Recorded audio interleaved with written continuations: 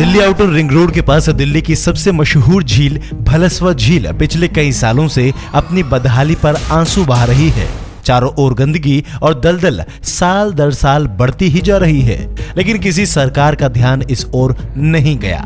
लेकिन कुछ लोग ऐसे भी हैं जिन्होंने इस झील की बदहाली को देखा और इसकी उपयोगिता को समझा और इसकी सफाई में लग गए। आज गांधी जयंती के मौके पर भी ऐसे लोग इस झील की सफाई करते नजर आए। इनमें आशीष पोखरियाल और इनके साथी भी हैं जो लगातार पिछले 1.5 साल से इस झील को साफ करने के अभियान में लगे हुए हैं। हम कई आरटीआई डाल चुके हैं, कई हम इसके ऊपर कई एप्लीकेशंस डाल चुके हैं। कई एप्लीकेशनों का तो खैर आज तक जवाब आया ही नहीं हमारे पास। मैंने कितनी डाली, मैंने अरविंद केजरीवाल जी को डाली, मैंने बाकायदा सबको जितने भी हो सकते थे एलजी और गवर्नर सबको हमने डाली, लेकिन आज तक कोई पर्यावरण मंत्रालय से भी कोई जवाब नहीं आया।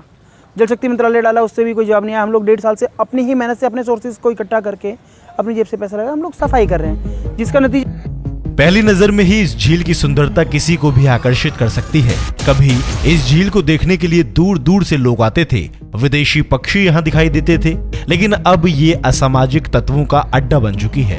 दलदल, गंदगी और गाद के चलते इसका अस्तित्व संकट में है। डीडीए की इस झील को दिल्ली सरकार का पर्यटन विभाग संचालित करता है।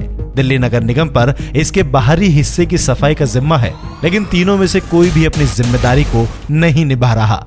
आशीष और इनके साथियों ने कितनी ही शिकायतें सभी विभागों को दी, आरटीआई का भी सहारा लिया गया, लेकिन सरकार की आंखें नहीं खुल रही। कभी ये झील जंगली जीव जंतु, जलीय पक्षी, सारस, बतख आदि के चलते आकर्षण का केंद्र हुआ करती थी। किसी भी परिवार के लिए बच्चों के साथ पिकनिक मनाने के लिए पसंदीदा जगह हुआ करती थी, लेकिन अब यह सामाजिक तत्वों का अड्डा और बीमारियां फैलाने का खतरा बन चुकी है। अब भी यदि इस पर तीनों सरकार तालमेल के साथ इसकी सफाई पर ध्यान दे तो ये फिर से अपने प्राकृतिक सुंदरता को हासिल कर सकती है, साथ ही पर्यटन और पानी के स्रोत का सबसे बड़ा साधन भी बन सकती है। देखना है कि सरकार की आंखें कब खुलती हैं।